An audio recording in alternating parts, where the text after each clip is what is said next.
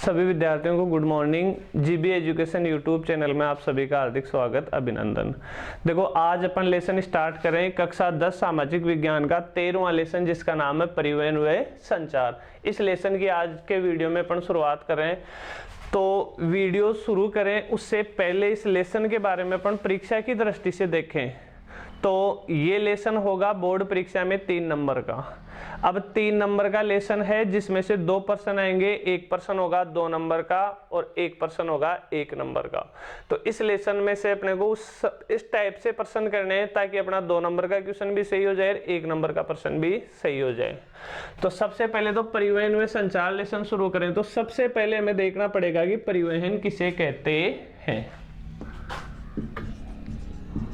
देखो, परिवहन का मतलब होता है कोई वस्तु या सेवाओं को एक स्थान से दूसरे स्थान तक पहुंचाने वाले साधन को ही क्या कहते हैं? परिवहन कहते हैं। सिंपल सा है, वस्तुओं व सेवाओं को एक स्थान से दूसरे स्थान तक पहुंचाने वाला साधन क्या कहलाता है? परिवहन कहलाता है। तो सबसे पहले लिखेंगे अपन परिवहन का अर्थ। तो इसमें अपन लिखते हैं वस्तुओं व सेवाओं को एक स्थान से दूसरे स्थान तक पहुंचाने वाला साधन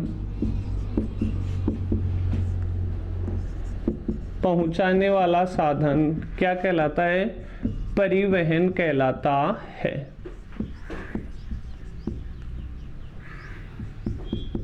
अब जैसे बस, ट्रक, गाड़ी, ट्रेन, एरोप्लेन, जहाज, ये सब क्या करते हैं? वस्तुओं से सेवाओं को एक स्थान से दूसरे स्थान तक पहुंचाते हैं। तो यही क्या कहलाएंगे? परिवहन कहलाएंगे।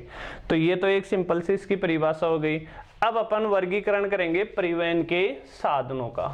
तो देख लो, ये तो डायरेक्ट 1 नंबर का प्रश्न बनता है। परिवहन का अर्थ बताइए।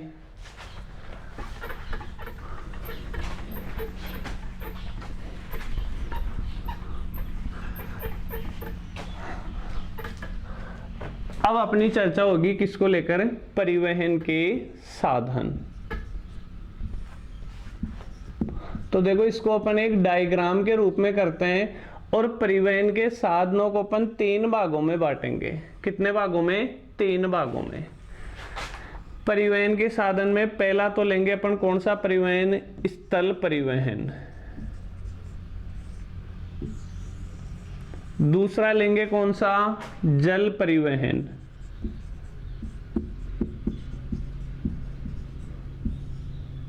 और तीसरा लेंगे कौन सा? वायु परिवहन। ये परिवहन के 3 क्या हो गए? साधन हो गए।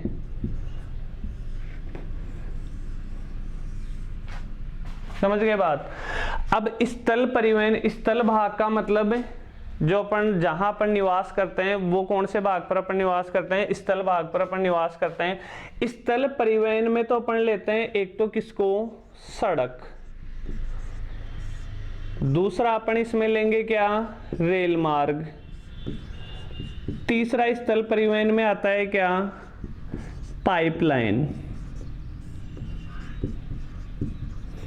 क्योंकि सड़क भी जमीन के ऊपर बनाई जाती है, रेल मार्ग भी जमीन के ऊपर बनाया जाता है, और जो पाइपलाइन बिछाई जाती है, पाइपलाइन देखो, या तो पानी एक स्थान से दूसरे स्थान तक पहुंचाने के लिए होता है, या फिर पेट्रोल, डीजल, प्राकृतिक गैस, ये जो होती हैं उनको एक स्थान से दूसरे स्थान तक पहुंचाने के लिए किसका प्रयोग करते हैं? पाइपलाइन का प्रयोग करते हैं। तो ये तीनों किस में आएंगे? स्थल परिवहन में। जल परिवहन का बात करें पर तो जल परिवहन 2 प्रकार का होता है। एक तो होता है आंतरिक जल परिवहन,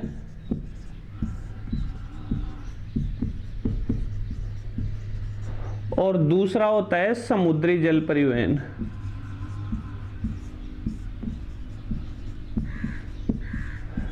देखो, जल परिवहन के रूप में अपन देखते हैं जहाज चलती है पानी में।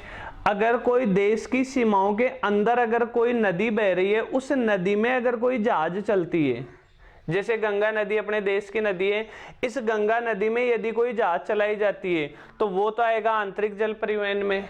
इसके अलावा जो समुद्र हैं जैसे हिंद महासागर, अरब सागर, बंगाल की खाड़ी, ये जो समुद्र हैं इनमें अगर जहाज चलाई जाती है तो वो कौन सा जल परिवहन होता है? समुद्री जल परिवहन। तो जल परिवहन कितने प्रकार का हो गया? 2 प्रकार का।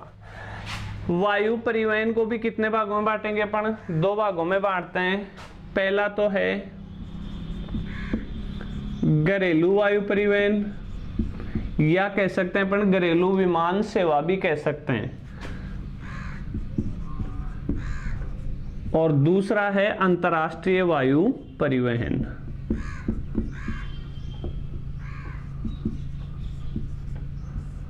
तो ये वायु परिवहन के 2 प्रकार हो गए, घरेलू वायु परिवहन और अंतर्राष्ट्रीय वायु परिवहन। समझ गए बात?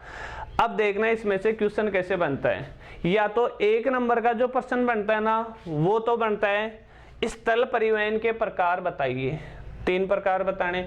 या फिर 1 नंबर का प्रश्न बनता है जल परिवहन के 2 प्रकार बताइए।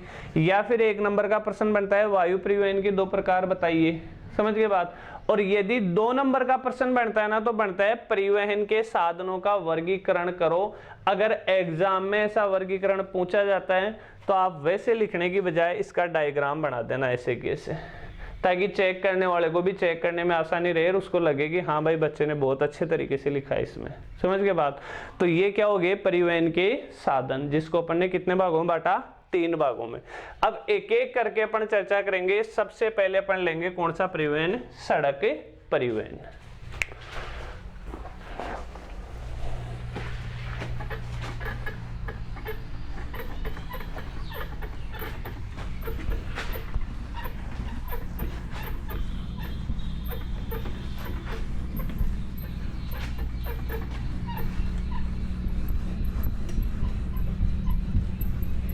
तो देखो सड़क परिवहन में एक तो अपने से पूछा जाता है सड़क परिवहन का महत्व है, तो अपन क्वेश्चन के रूप में ही लिखते हैं इसको।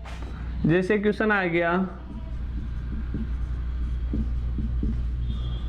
सड़क परिवहन का महत्व है, या तो ये पूछ ले आपसे, या फिर इसी क्वेश्चन को अगला किस रूप में दे सकता है जो अपनी पुस्तक में दे रखा है। वो प्रश्न ये है रेल परिवहन की अपेक्षा। अपन चर्चा रेल परिवहन की नहीं करेंगे, क्वेश्चन समझना पूरा। रेल परिवहन की अपेक्षा सड़क परिवहन के बढ़ते महत्व, सड़क परिवहन के बढ़ते महत्व के कारण स्पष्ट करो।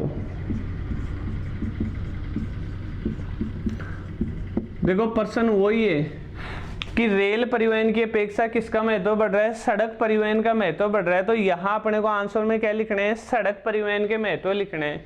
यहाँ भी प्रश्न क्या है? सड़क परिवहन का महत्व बताइए।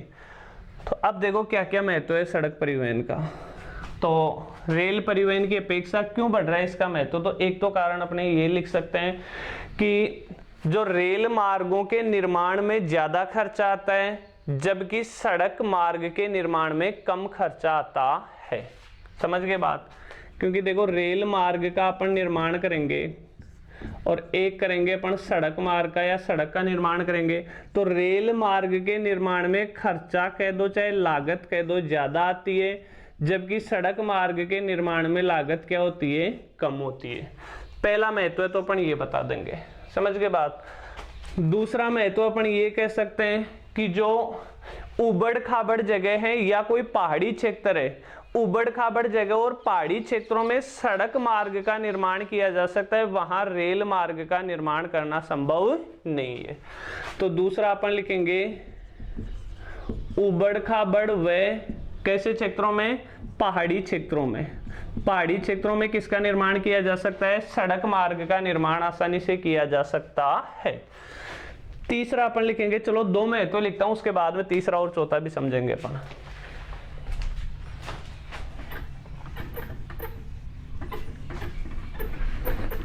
तो पहला महत्व तो क्या बता रहे थे अपन? रेल मार्ग के निर्माण की बजाय, रेल मार्ग की बजाय सड़क निर्माण में सड़क निर्माण में लागत कह दो चाहे खर्चा कह दो कम आता है। एक तो ये कारण है जिसकी वजह से किसका महत्व बढ़ रहा है, सड़क परिवहन का। दूसरा कारण है उबड़ खाबड़ व पहाड़ी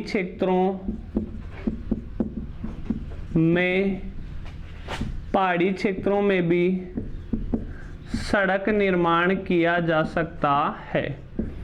सड़क निर्माण किया जा सकता है क्योंकि वहां रेल का चलना मुश्किल है, पहाड़ी भागों में, उबड़ खाबड़ भागों में। वहां साधन तो मतलब ये बस ट्रक वगैरह जीप वगैरह ये तो आसानी से चल सकते हैं, इसलिए यहाँ ज्यादा आवश्यकता किसकी पड़ती है, सड़क की आवश्यकता पड़ती है।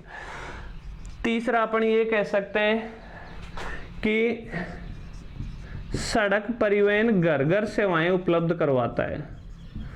सड़क परिवहन घर घर सेवाएं उपलब्ध करवाता है।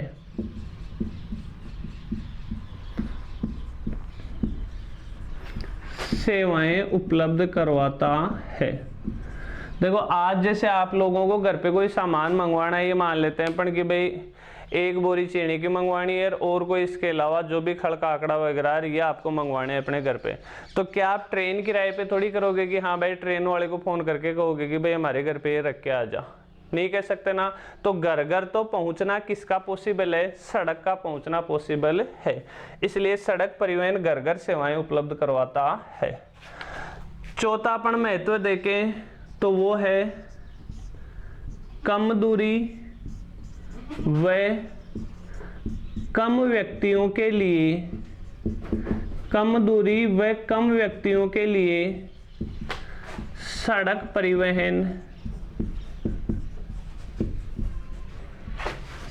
परिवहन लाभदायक है। कहने का मतलब ये है कि आपको कम दूरी का सफर करना है या कम व्यक्ति हैं, जैसे 5-7 व्यक्ति हैं, 5-7 व्यक्तियों को कहीं जाना है घूमने के लिए, तो 5-7 व्यक्ति अगर कहीं घूमने के लिए जाते हैं तो ट्रेन किराए पे थोड़ी करते हैं, रेल किराए पे थोड़ी करते हैं, वो किराए पे क्या करेंगे, एक गाड़ी किराए पे कर लेंगे, आसानी से कहीं भी जा सकते हैं। तो कम दूरी व कम व्यक्तियों के लिए लाभदायक क्या है, सड़क परिवहन। तो ये अपन ने 4 कारणों की चर्चा कर ली है जिसकी वजह से रेल परिवहन की अपेक्षा किसका महत्व बढ़ रहा है, सड़क परिवहन का महत्व बढ़ रहा है। तो एक तो सड़क परिवहन से संबंधित ये प्रश्न हो गया। एक देखो अब अपन बात करेंगे सड़क परिवहन के प्रकार। सड़क परिवहन में कौन कौन सा परिवहन आता है।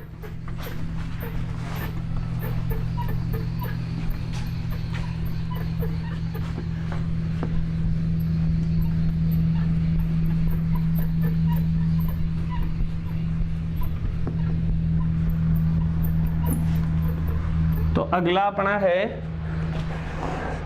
सड़कों का प्रकार। ऐसे याद रखना आपको इसको, सड़कों के प्रकार मतलब सड़कें कौन कौन सी होती हैं। तो एक तो भारत में जो सड़क है ना वो है कौन सी, स्वर्णिम चतुर्भुज महाराजमार्ग। एक तो सड़क कौन सी है, स्वर्णिम चतुर्भुज महाराजमार्ग। समझ गए बात। एक भारत में आता है कौन सा राजमार्ग, राष्ट्रीय राजमार्ग, जिसे अपन बोलते हैं नेशनल हाईवे NH। समझ गए बात। वो कौन से राजमार्ग होते हैं, राष्ट्रीय राजमार्ग, जो पूरे देश में फैले हुए होते हैं। एक होते हैं राज्य राजमार्ग, जो किसी राज्य के महत्वपूर्ण शहरों को आपस में जोड़ता है। एक होता है कौन सा राजमार्ग, जिला राजमार्ग। देखो आसान से याद करना, ये तो अलग से आपको याद रखना है। फिर राष्ट्र का राजमार्ग हो गया, राज्य का राजमार्ग हो गया, जिले का राजमार्ग हो गया, और एक सड़कें आती है जिसे कहते हैं क्या, सीमांत सड़कें। अगर आपसे सड़कों का वर्गीकरण पूछा जाए तो ये 5 प्रकार की क्या पाई जाती हैं, भारत में सड़कें पाई जाती हैं। आसान सा कर लोगे याद। तो ये क्या हो गया, सड़कों के प्रकार। अब अगला भी अपन एक क्वेश्चन के रूप में लेंगे, वो क्या होगा अपना स्वर्णिम चतुर्भुज महाराजमार्ग। अपन ने जो भी अब तक प्रश्न किए उनमें से सबसे महत्वपूर्ण इस लेसन का जो प्रश्न बनता है वो बनता है स्वर्णिम चतुर्भुज महाराजमार्ग। ये क्या है इसके बारे में अब अपन समझते हैं।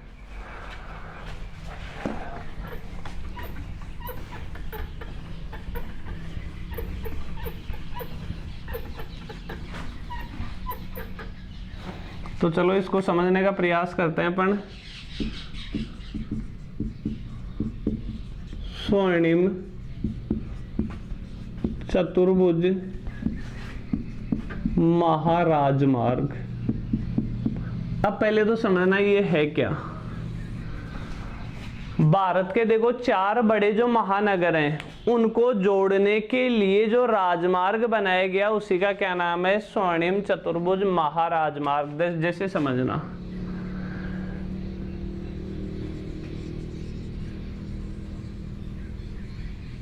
ये अपना देश मान लेते हैं अपन, ये अपना देश है, थोड़ा ठीक ही बना देते हैं इसको इधर से।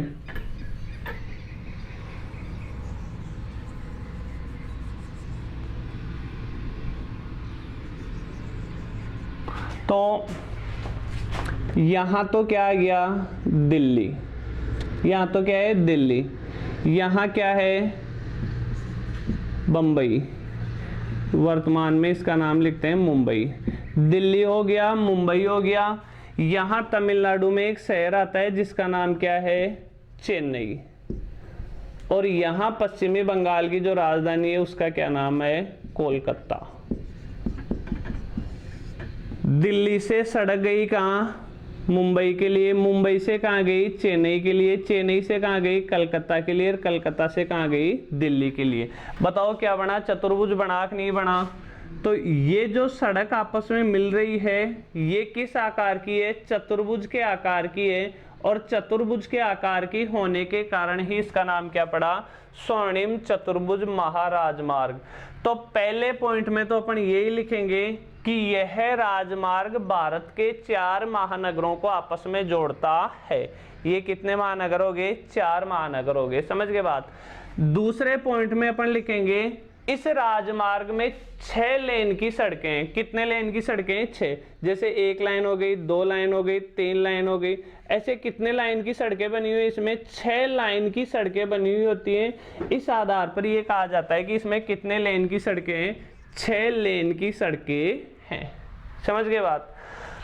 तीसरा और लास्ट पॉइंट अपन लिखेंगे कि इस स्वर्णिम चतुर्भुज महाराजमार्ग में 2 गलियारे निकाले गए। गलियारा मतलब किसी रास्ते के बीच में से अपन कोई निकलते हैं तो उसे क्या कहते हैं, गली या गलियारा कहते हैं। तो इस महाराजमार्ग में से 2 गलियारे निकाले गए हैं।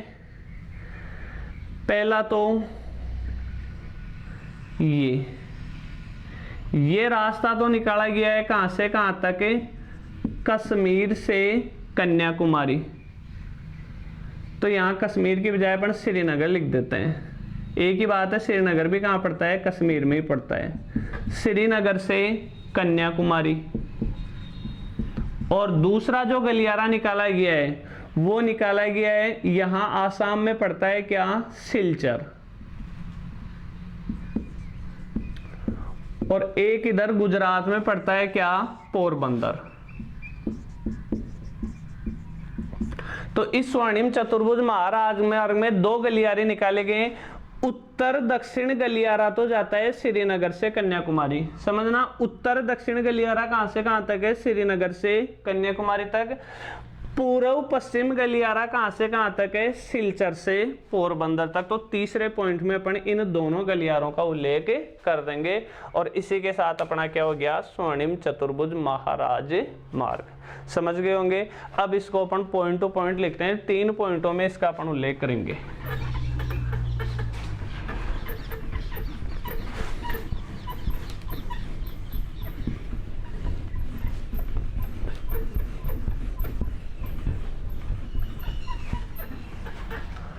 तो पहला पॉइंट तो यह राजमार्ग भारत के 4 महानगरों को जोड़ता है। भारत के 4 महानगरों को जोड़ता है। अब देखो 4 महानगरों का नाम लिखने की बजाय, वैसे नाम लिखने की बजाय आप इसको ऐसे लिख देना। एग्जाम में है ना, तो आपको ऐसे ही लिखना है इसको, समझ गए बात। यहां लिख देना क्या, दिल्ली, इधर क्या आएगा मुंबई, इधर क्या आएगा चेन्नई, और इधर क्या आएगा कोलकाता। पहला पॉइंट लिख के पहले पॉइंट में चारों महानगरों का क्या कर देना, उल्लेख कर देना, क्योंकि अपन एक चतुर्भुज के बारे में पूछा गया है, तो चतुर्भुज के आकार में अपन इसको बना के लिख देंगे। दूसरा पॉइंट, इसमें कितने लेन की सड़कें, 6 लेन की सड़कें हैं, तो दूसरे पॉइंट में लिख देना आप, इसमें 6 लेन की सड़कें हैं। मतलब जो भी सड़क बनी हुई है वो कितने लाइनों की है, 6 लाइनों की है। तीसरा पॉइंट, इसमें कितने गलियारे निकाले गए हैं, 2, तो तीसरे पॉइंट में लिखना आप, इसमें 2 गलियारे निकाले गए हैं।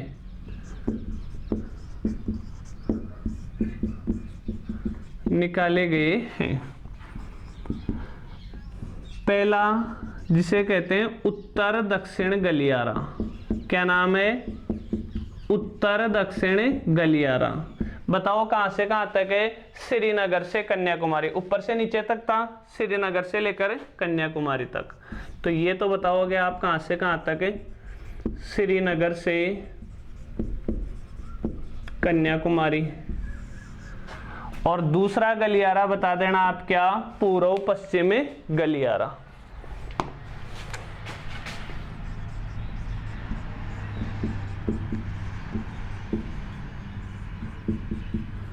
पूर्व पश्चिम गलियारा कहां से कहां तक है, सिलचर से पोरबंदर।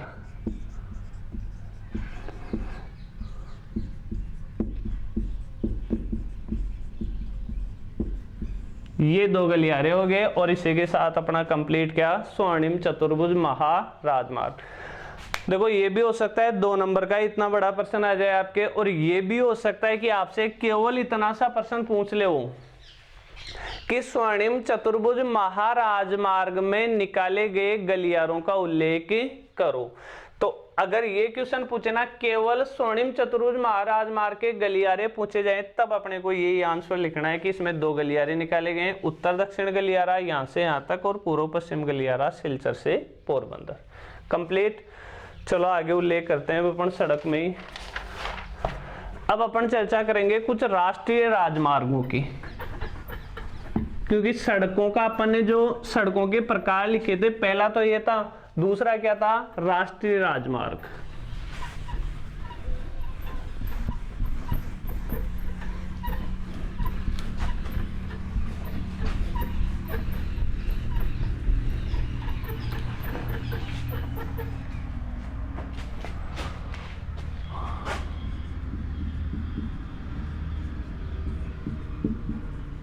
राष्ट्रीय राजमार्ग जिसे अपन अपनी भाषा में कहते हैं NH, नेशनल हाईवे।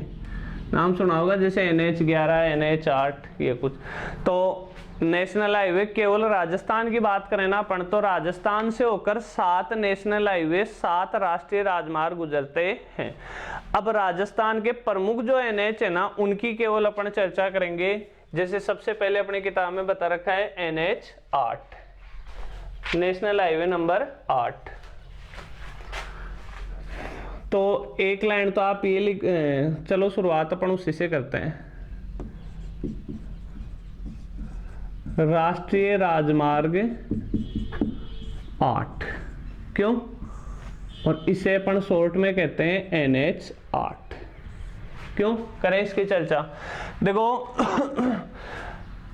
भारत का, राजस्थान का ही नहीं, भारत का सबसे व्यस्त जो राजमार्ग है वो कौन सा है, NH 8। तो इसमें अपन 2 पॉइंट लिखेंगे। पहला पॉइंट तो लिख देना, यह है भारत का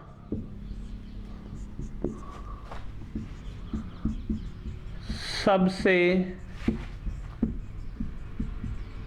महत्वपूर्ण व व्यस्त राजमार्ग है। मतलब व्यस्त का मतलब ये नहीं कि बिजी रहता है, तो बिजी कैसे रहता है, इसका मतलब यहाँ सबसे ज्यादा साधन चलते हैं। तो सर्वाधिक साधन कौन से राजमार्ग पे चलते हैं, NH 8 पे, राष्ट्रीय राजमार्ग 8 पे।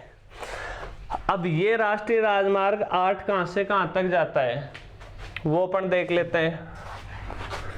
देखो यह राजमार्ग जो है दिल्ली से, कहां से स्टार्ट हुआ, दिल्ली से आया कहां, जयपुर, जयपुर से आगे गया कहां, अजमेर, अजमेर से आगे गया कहां, उदयपुर। ये अपने राजस्थान के शहर आ गए हैं। तो दिल्ली से जयपुर, अजमेर, उदयपुर होता हुआ कहां तक जाता है, मुंबई तक जाता है। बस अगर आपसे पूछा जाए ना राष्ट्रीय राजमार्ग संख्या 8 का उल्लेख करो, तो अधिकतम अपने 2 नंबर का प्रश्न आएगा, तो अपने को 2 पॉइंट ही लिखने हैं। भारत का सबसे व्यस्त राजमार्ग है। अब देखो इसमें अपन अगर सीकर की तरफ से आप जयपुर में एंट्री करते हो, समझना इस चीज को, आपको खुद को शायद देख रखा होगा आपने खुद ने। सीकर से अपन जाते हैं रिंगस चोमू होते हुए, जब जयपुर में अपनी एंट्री होती है, तो जयपुर में जब अपन एंट्री करते हैं तो 14 नंबर की जो पुलिया आती है ना, वो 14 नंबर की पुलिया वाली जो रोड है, वो रोड ही कौन सी है, NH 8। अब वो रोड दिल्ली से आई, दिल्ली से जयपुर, जयपुर से आगे जाएगी अजमेर, अजमेर से आगे उदयपुर, और उदयपुर के बाद में उदयपुर होती हुई कहां तक जाती है, मुंबई तक जाती है। समझ गए बात। तो ये अपना हो गया राष्ट्रीय राजमार्ग 8। अब इसके बाद में अपन चर्चा करेंगे राष्ट्रीय राजमार्ग संख्या 11।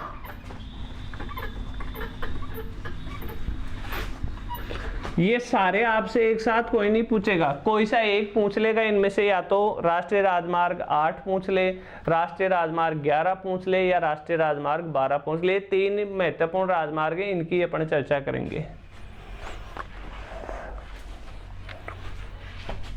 राष्ट्रीय राजमार्ग 11 जिसे अपन कह सकते हैं NH 11। इसमें भी वही 2 पॉइंट लिखेंगे अपन। पहला पॉइंट तो यह है सुरक्षा की दृष्टि से, पूरा लिख देना, यह राजमार्ग सुरक्षा की दृष्टि से, सुरक्षा की दृष्टि से महत्वपूर्ण है। अब सुरक्षा की दृष्टि से क्यों महत्वपूर्ण है, इसकी भी अपन चर्चा करेंगे, लेकिन उससे पहले मैं आपको यह बताऊंगा कि ये कहां से कहां तक फैला हुआ है। तो यह राजमार्ग कहां से आया, आगरा से, आगरा से स्टार्ट हुआ, भरतपुर आ गया। अब ये राजस्थान के कुछ जिले आ रहे हैं। भरतपुर के बाद में दौसा आ गया, दौसा के बाद में जयपुर आ गया, जयपुर के बाद में सीकर आ गया, होते हुए कहां तक जाता है, बीकानेर तक जाता है। ये 2 पॉइंटों में इसका उल्लेख करना है। तो देखो अब आप खुद समझो कि भाई सुरक्षा की दृष्टि से अपने लिए राजमार्ग क्यों महत्वपूर्ण है, क्योंकि बीकानेर पाकिस्तान के बॉर्डर पर स्थित है। अगर भविष्य में कभी भी पाकिस्तान के साथ युद्ध होता है, या पहले कभी पाकिस्तान के साथ युद्ध हुआ हो, तो बॉर्डर पे तो बताओ हथियार वगैरह ये पहुंचाने की आवश्यकता है कि नहीं है। तो बॉर्डर पे हथियार वगैरह जब रोड के मार्ग से पहुंचाए जाते हैं बीकानेर की तरफ, तो इसी राजमार्ग से पहुंचाए जाते हैं, क्योंकि यह राजमार्ग कहां तक जाता है, बीकानेर तक जाता है। इसलिए यह राजमार्ग किसकी दृष्टि से महत्वपूर्ण है, सुरक्षा की दृष्टि से महत्वपूर्ण है। ये 2 पॉइंट आप इसमें लिख देना, किसमें, NH 11 में। अगला जो है वह है NH 12।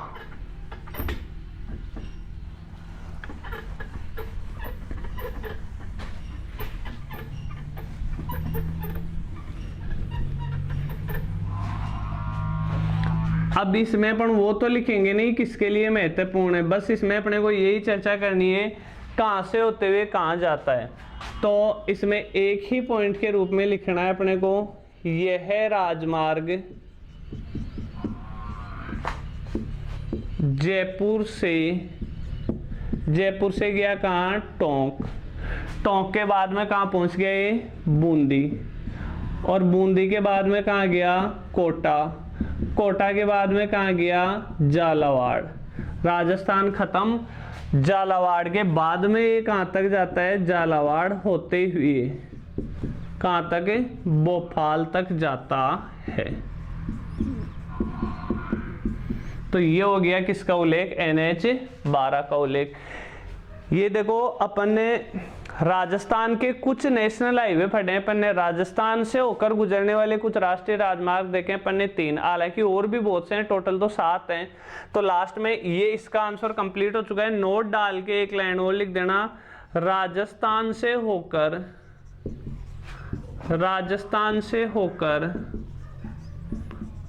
कुल 7 राष्ट्रीय राजमार्ग गुजरते हैं। कुल 7 राष्ट्रीय राजमार्ग गुजरते हैं। तो राजस्थान से होकर कितने राजमार्ग जाते हैं, 7। ये अपनी चर्चा हो गई किसको लेकर, राष्ट्रीय राजमार्ग को लेकर। अब इसके बाद में अपन चर्चा करेंगे, देखो सड़कों में अपन ने लिया था एक तो स्वर्णिम चतुर्भुज महाराजमार्ग जिसकी चर्चा करी ली अपन ने, एक अपन ने लिया था राष्ट्रीय राजमार्ग, ये प्रमुख जो भी थे उनकी चर्चा हो गई। राज्य राजमार्ग और जिला राजमार्ग ये अपने को बिल्कुल भी नहीं करना। फिर उसके बाद में सड़कें थी, ये कौन सी, सीमांत सड़कें, उनको देखेंगे अपन।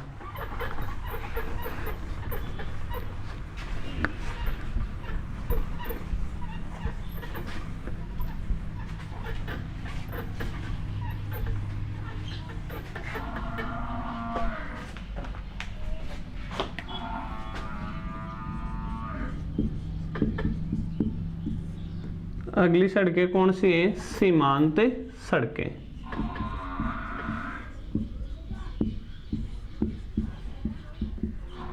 देखो नाम से ही पता चल रहा है सीमांत सड़कें कहाँ होंगी, देश की सीमाओं पर जो सड़कें बनाई जाती हैं उसे क्या कहते हैं, सीमांत सड़कें कहते हैं। और एक संगठन बना रखा है जिसका नाम है सीमा सड़क संगठन। उस सीमा सड़क संगठन द्वारा इन सड़कों का निर्माण करवाया जाता है। तो इसमें आप लिखोगे देश के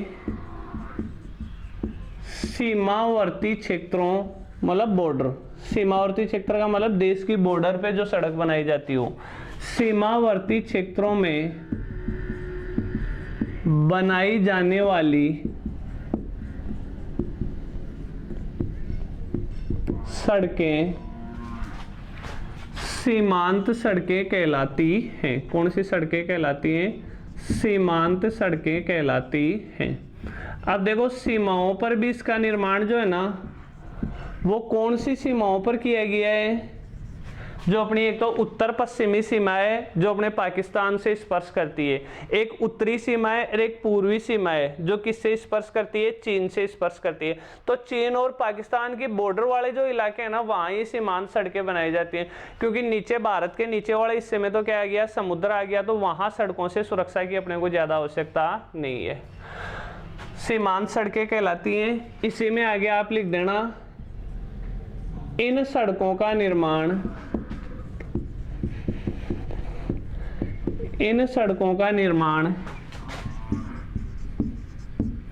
सीमा सड़क संगठन, ये एक संगठन बना रखा है, सीमा सड़क संगठन द्वारा किया जाता है। तो एक तो सीमांत सड़कें क्या हो गई, ये हो गया। और अब बात करेंगे अपन क्या इसका महत्व है। देखो सामान्य से समझ जाओगे आप, सीमाओं पे सड़क बनेगी तो वहां पे अपने हथियार पहुंचाने में आसानी रहेगी, तो इसका मतलब इनसे एक तो देश की सुरक्षा होती है कि नहीं होती है। दूसरी चीज, सीमाओं तक अगर सड़कें जाएंगी तो हमारा विदेशों से व्यापार बढ़ेगा कि नहीं बढ़ेगा। पाकिस्तान या चीन जैसे इनसे अपनी दुश्मनी थोड़ी है, इनके साथ अपने व्यापार भी तो होते हैं ना। पाकिस्तान या चीन को अपने को सामान पहुंचाना है तो बॉर्डर तक सड़कें जा ही रही हैं, वहां तक आसानी से अपन पहुंचा सकते हैं। तो इसके महत्व अपन 2 लिखेंगे, एक तो इससे देश की सुरक्षा होती है,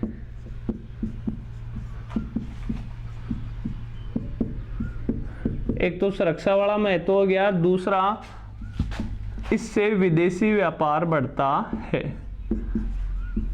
मतलब विदेशों के साथ अपन जो भी व्यापार करते हैं वो क्या होगा, बढ़ेगा। तो इससे देश की सुरक्षा होती है, इससे विदेशी व्यापार बढ़ता है। क्वेश्चन ऐसे कैसे बनेगा, सीमांत सड़कें क्या होती हैं, इसके महत्व बताइए। तो सीमांत सड़कें क्या होती हैं, आप ये कर देना, सीमांत सड़कें क्या होती है, 1 नंबर का तो ये हो जाएगा। इसके 2 महत्व हो जाएंगे आधे आधे नंबर के। तो कितने नंबर का प्रश्न बन गया अपने, 2 नंबर का प्रश्न बन गया। तो ये सड़कें कौन सी सड़कें हो गई, सीमांत सड़कें।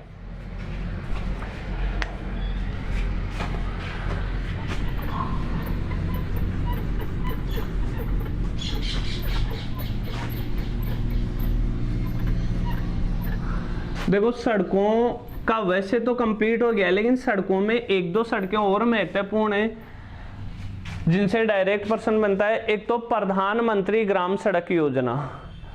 प्रधानमंत्री, भारत के भूतपूर्व प्रधानमंत्री थे अटल बिहारी वाजपेयी जी, उन्होंने एक योजना चलाई थी जिसका नाम था प्रधानमंत्री ग्राम सड़क योजना। उसके बारे में अपने से पूछा जा सकता है, तो अपन क्वेश्चन के रूप में ही लेंगे उसे भी। जैसे क्वेश्चन आ गया आपके, प्रधानमंत्री ग्राम सड़क योजना क्या है, समझ गए बात। तो एक तो क्या, 25 दिसंबर 2000 को, डेट कहती 25 दिसंबर सन 2000 को प्रधानमंत्री अटल बिहारी वाजपेयी ने इस योजना को प्रारंभ किया। पहले पॉइंट में तो अपन ये लिखेंगे 25 दिसंबर 2000 को प्रधानमंत्री अटल बिहारी वाजपेयी ने यह योजना प्रारंभ की।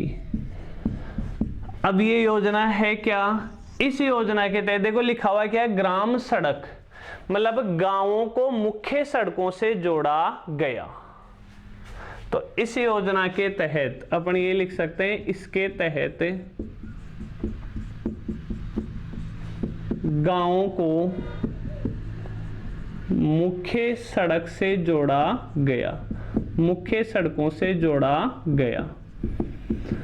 समझ गए कि इसका मतलब, जैसे गांव है, पहले क्या होते थे कि हमें खुद को पता है, हम जब स्कूल में पढ़ते थे तब सड़कें बहुत कम हुआ करती थी।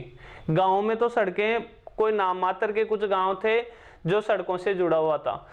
लेकिन इस योजना के बाद लगभग लगभग भारत के प्रत्येक गांव में किसका निर्माण हुआ, सड़कों का निर्माण हुआ। और गांव में सड़कों का निर्माण इस तरीके से किया गया कि गांव में सड़कें बनाकर उस सड़क को मुख्य सड़क से जोड़ दिया गया, ताकि गांव के लोगों को भी साधन चलाने में या आने जाने में क्या रहे, सुविधा रहे। तो ये योजना कहती प्रधानमंत्री ग्राम सड़क योजना।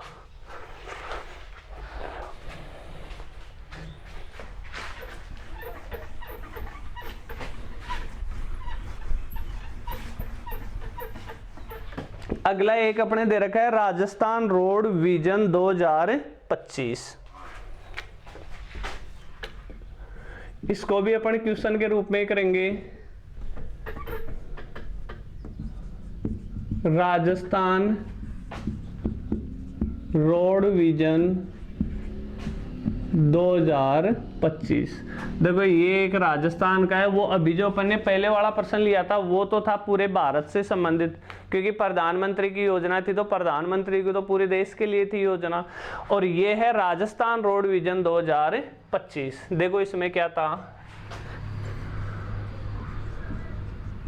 आप लिखोगे इसमें राजस्थान रोड विजन 2025 के तहत क्या क्या किया गया।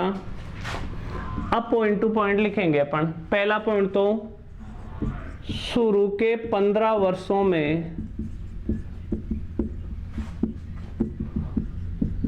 प्रत्येक गांव, शुरू के 15 वर्षों में प्रत्येक गांव को सड़कों से जोड़ा जाएगा। एक बार देख लो, फिर एक साथ समझा दूंगा मैं आपको। पहला पॉइंट तो क्या है, शुरू के 15 वर्षों में प्रत्येक गांव को सड़कों से जोड़ा जाएगा। फिर इसके बाद अगले 10 वर्षों में,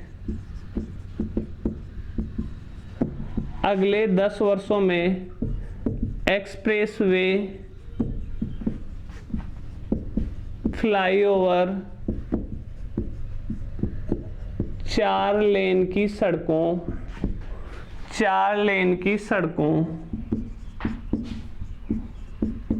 का निर्माण किया जाएगा। दूसरे पॉइंट में आपको ये लिखना है, समझ गए? समझा दूंगा, एक बार देखते जाओ। तीसरे पॉइंट में लिखोगे धार्मिक स्थलों, पर्यटन स्थलों, औद्योगिक क्षेत्रों, धार्मिक स्थलों, पर्यटक स्थलों, औद्योगिक क्षेत्रों को सड़कों से जोड़ा जाएगा।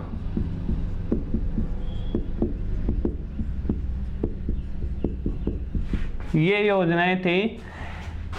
इस चौथे पॉइंट के रूप में ही लिख लेंगे, पर चौथा पॉइंट, इस प्रकार राजस्थान सड़कों के मामले में एक मॉडल स्टेट बन जाएगा। क्या बन जाएगा? एक मॉडल स्टेट बन जाएगा। अब देखना इसका मतलब क्या हुआ। देखो, राजस्थान में सन 2000 में, जुलाई 2000 की बात है, इसमें अपने डेट कहीं भी नहीं लिखी जुलाई 2000, क्योंकि अपनी किताब में दे नहीं रखी। जुलाई 2000 में एक योजना बनाई गई, और वो योजना थी कितने सालों की? 25 सालों की। कि विजन तय कर लिया कि 2025 तक अपने को क्या करना है। तो 2000 में ये विजन तय किया, कब तक के लिए? 2025 के लिए। और विजन क्या क्या था कि शुरू के 15 वर्षों में प्रत्येक गांव को सड़कों से जोड़ा जाएगा। मतलब प्रत्येक गांव में किसका निर्माण होगा? सड़कों का निर्माण होगा। बच गए कितने? 10 साल बच गए। इसके बाद अगले 10 वर्षों में एक्सप्रेसवे, फ्लाईओवर, मतलब जो पुलिया होती है वो, और 4 लेन की सड़कों का निर्माण किया जाएगा।